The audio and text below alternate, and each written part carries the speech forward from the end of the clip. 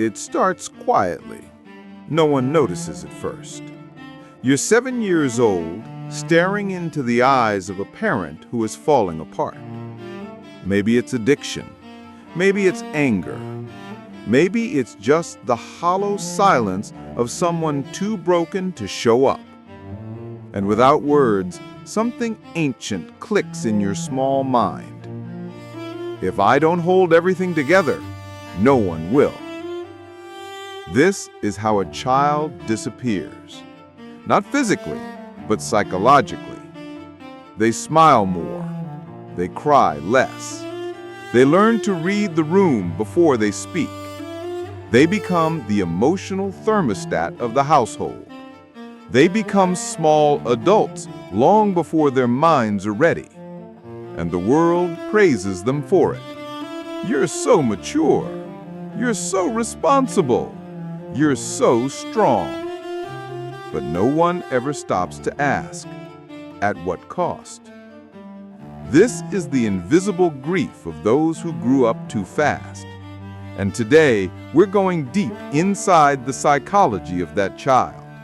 Because the effects don't vanish with age. They shape you. They follow you into relationships, careers, your sense of worth.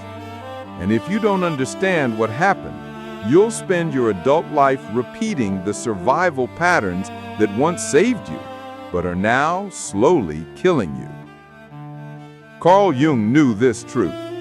He understood that consciousness demands pain, that healing requires facing the parts of ourselves we've buried. And for those who grew up too fast, that buried part is the child who never got to be a child. Let's begin. When children are forced to emotionally support adults instead of the other way around, psychologists call this parentification. It's when a child becomes the caregiver, the peacekeeper, the therapist, the protector. This isn't just unhealthy, it rewires the brain. Because when a child is consistently put in charge of emotional regulation, either their own or others, it creates something called hypervigilance. You're always scanning for danger. You walk on eggshells. You learn that love is a transaction.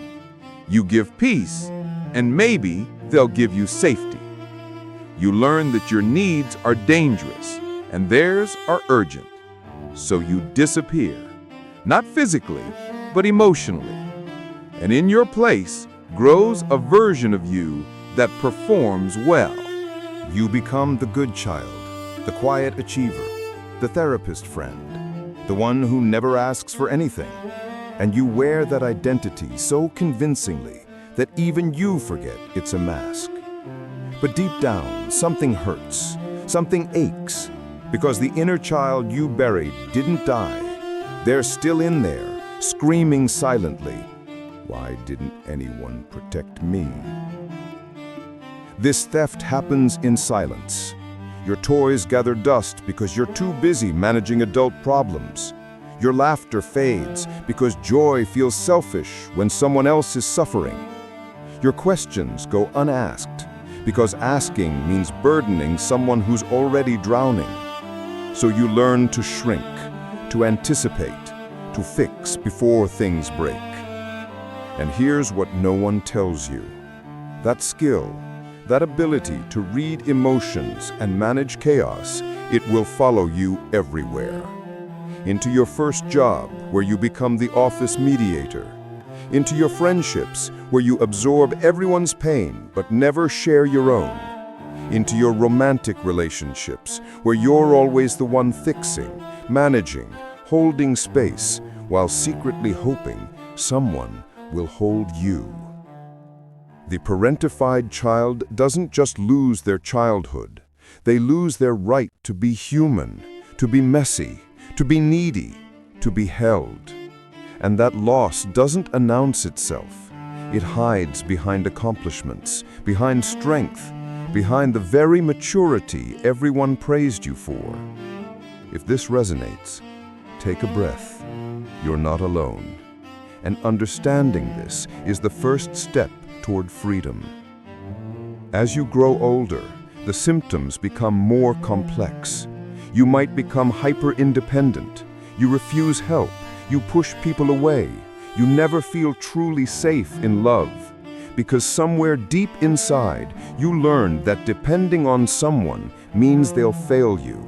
So you'd rather do it all yourself, even if it's killing you. You might feel numb during happy moments, because joy feels unfamiliar, unearned, even dangerous. When things are going well, you brace for disaster. You can't relax into peace, because your nervous system was trained to expect chaos.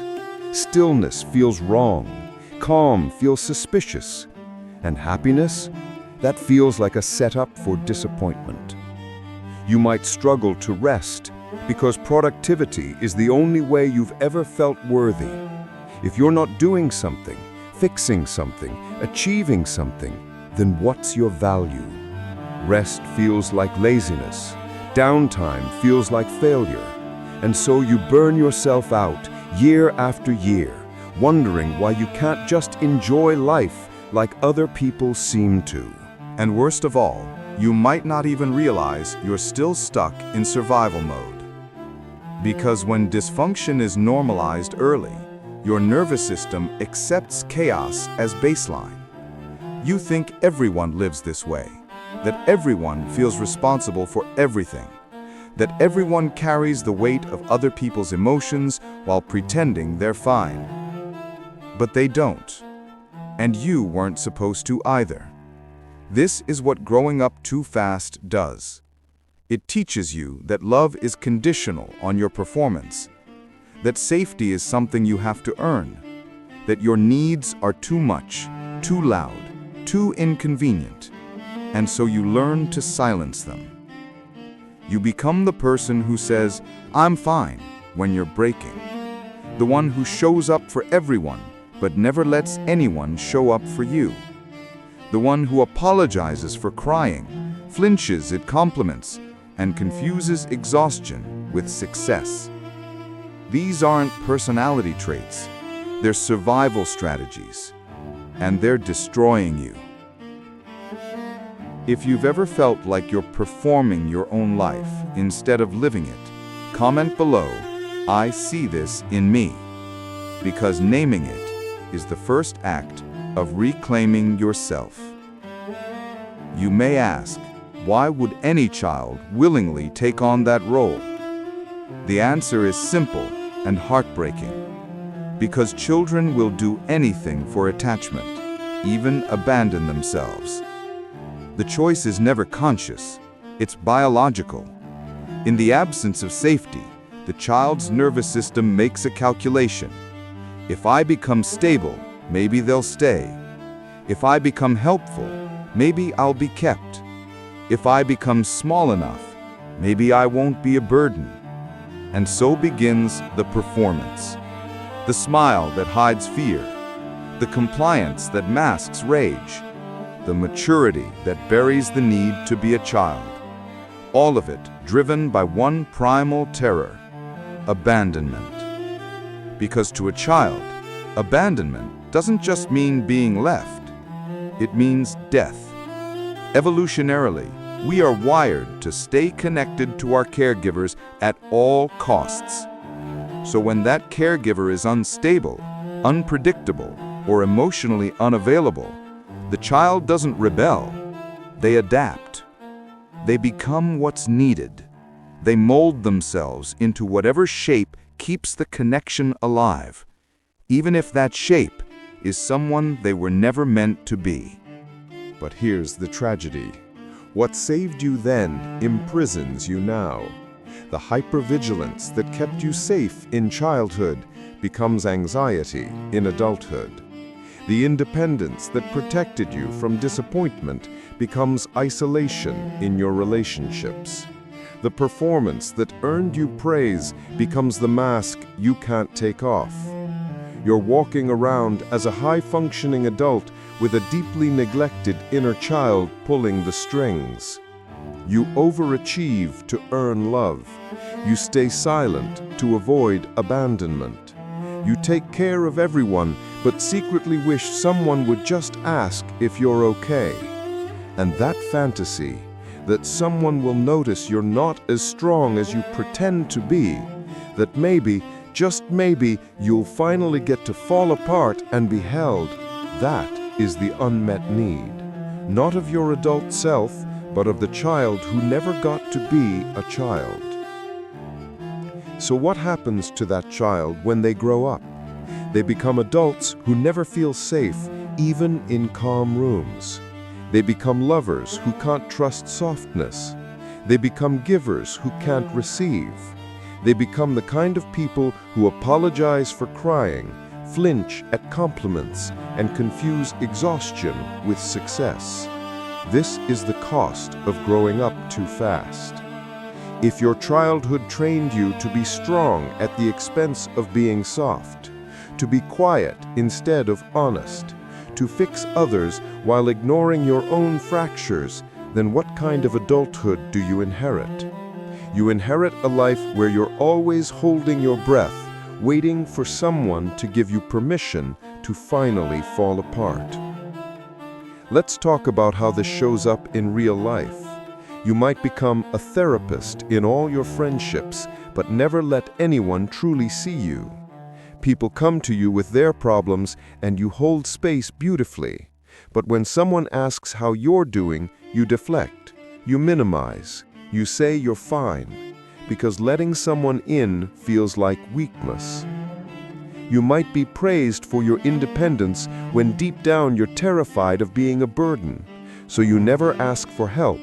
You carry everything alone. You move apartments by yourself. You solve your own problems. You make it look easy, but inside you're exhausted, you're lonely, and you're waiting for someone to notice you're drowning. You might be in relationships where you overfunction, always fixing, managing, over-explaining, and wondering why you feel resentful. You're the one who remembers birthdays, plans the trips, handles the conflicts, keeps the peace. And your partner? They've learned to rely on you, to let you carry the emotional labor, because you've trained them to. You might struggle with boundaries because saying no still feels like betrayal. Every request feels like a test of your worth. If you say no, will they leave? Will they stop loving you? Will they realize you're not as good as they thought? So you say yes when you mean no. You bend when you should stand firm. And then you resent yourself for it. These are not personality traits. They are coping strategies. Learned, conditioned, and the good news? Unlearnable. But only when you stop idolizing your strength and start honoring your wounds. If any of this feels familiar, write this in the comments. I'm done performing. Here's the truth. No one's coming to rescue the child you buried. You are the one who must go back and hold their hand. You are the one who must say what no one else ever said. You didn't deserve that. You were just a child. You get to rest now. This is the beginning of shadow work.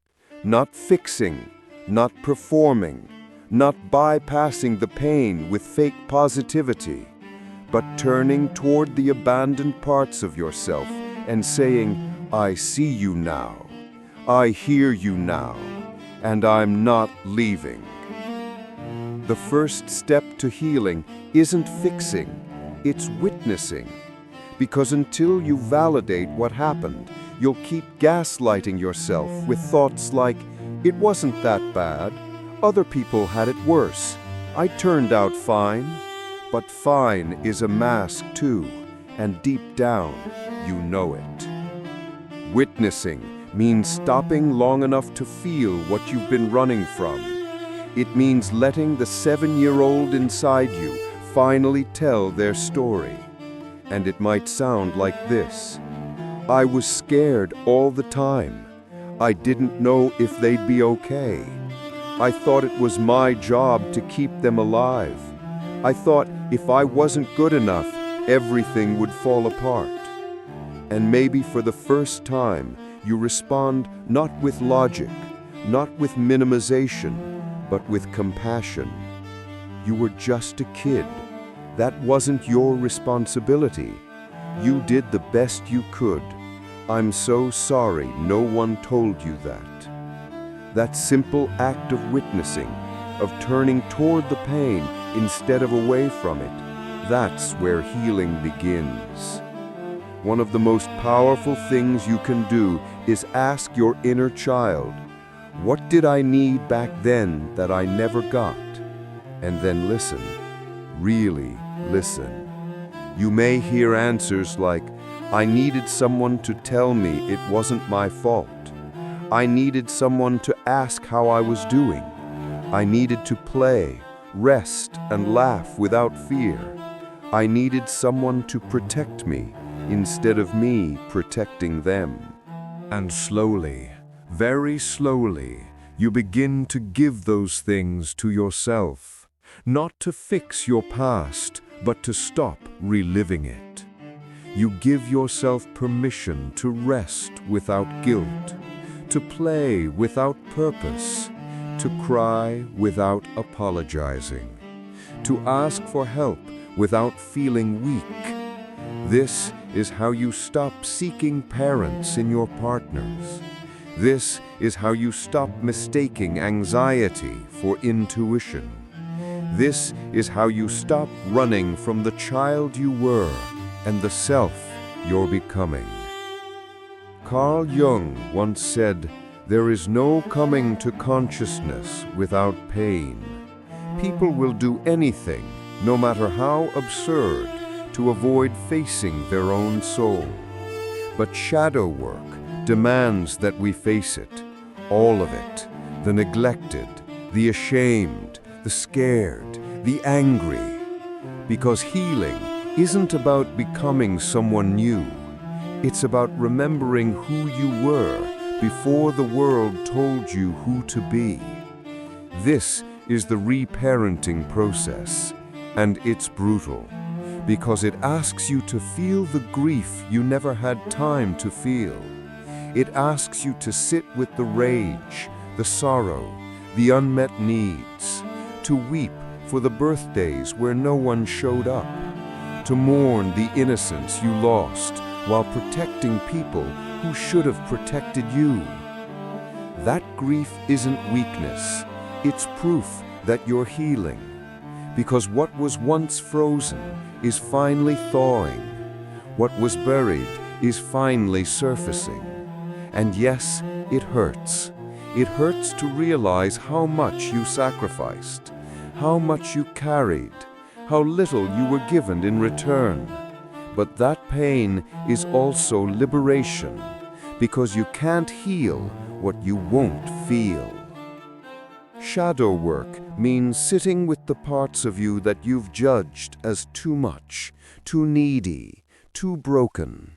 The part that wants to be held, the part that's angry at your parents, the part that resents how hard everything has been, the part that just wants someone else to take care of things for once.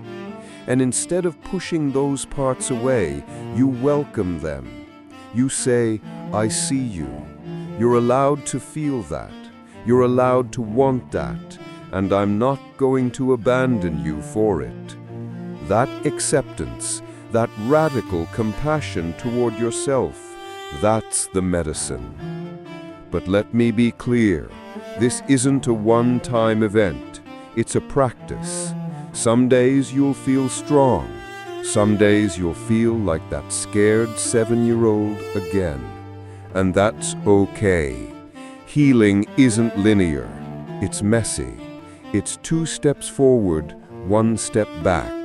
But every time you choose to witness instead of numb, to feel instead of perform, to rest instead of prove, you're breaking the cycle. You're teaching your nervous system that it's safe to be soft, that love doesn't have to be earned, that you don't have to carry the world to be worthy. And slowly, the hypervigilance starts to soften, the mask starts to crack, and underneath it all, the real you begins to emerge. So if you're someone who grew up too fast, know this: your maturity was never the problem. The problem was that you had no choice. But now you do. You can choose softness. You can choose to rest. You can choose to stop managing everyone else's emotions and start honoring your own. And no, it won't happen overnight. There will be days you feel like a child again. Good. That's the point. Let that child come home. Let them cry.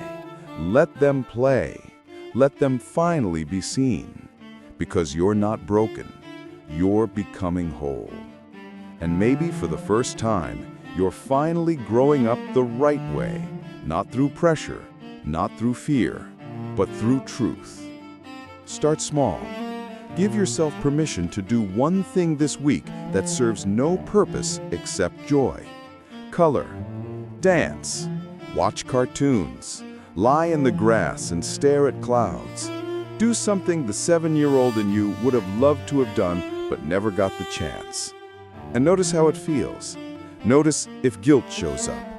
Notice if you hear a voice saying, "This is silly," or "You don't have time for this." That's the old programming, and you get to override it. You get to say, "Actually, I do have time. Actually, this matters. Actually, I deserve to experience joy without earning it first." That's reparenting. That's reclaiming what was stolen. And in your relationships, start practicing something radical. Letting people see you. Not the polished version, not the capable version. The messy, tired, still figuring it out version. Because vulnerability isn't weakness. It's the bridge to real connection. And you deserve to be loved for who you are, not what you do. If someone asks how you're doing, try saying, "Honestly, I'm struggling," instead of, "I'm fine." If you need help, try asking for it instead of suffering in silence. If you're tired, try resting instead of pushing through. These small acts of honesty, of boundary setting, of self-compassion, they're revolutionary. Because for someone who grew up too fast, choosing your own needs is an act of rebellion. You never had a childhood, but you still have a future. And this time, you get to write it. Not according to what others need from you, but according to what you need for yourself. You get to be soft. You get to be messy. You get to take up space. To rest. And you get to finally put down the weight you were never meant to carry. The child inside you has been waiting for this moment, waiting for you to turn around and say, "I've got you now. You're safe. You can rest. I'll take it from here." And when you do, something shifts. Not all at once, but gradually. The hypervigilance eases, the numbness thaws, the mask cracks. And underneath it all, you find the person you were always meant to be. If you've made it this far, you've already taken the first step. You've witnessed your own story. You've named what was stolen. And that naming is power. Because you can't heal what you won't acknowledge. You can't change what you won't see. So here's what I want you to know. You are not your survival strategies. You are not the mask you wore to stay safe. You are not the performance you put on to be loved. You are the child beneath it all, the one who deserved protection, the one who deserved play, the one who deserved to just be a kid. And you're also the adult who can give that child what no one else did. Safety, compassion, rest. You're both. And that's the beauty of this work. You get to be your own rescuer. You get to be the parent you needed. You get to rewrite the ending. It won't be easy. There will be days you want to give up, days you fall back into old patterns, days you feel like you're not making progress.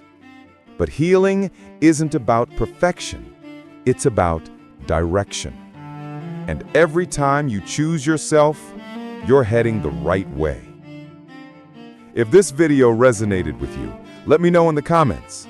Write, "I'm reclaiming my childhood." Share this with someone who needs to hear it. And remember, you're not broken. You're not too much. You're not behind. You're exactly where you need to be. And for the first time, you get to grow up on your own terms.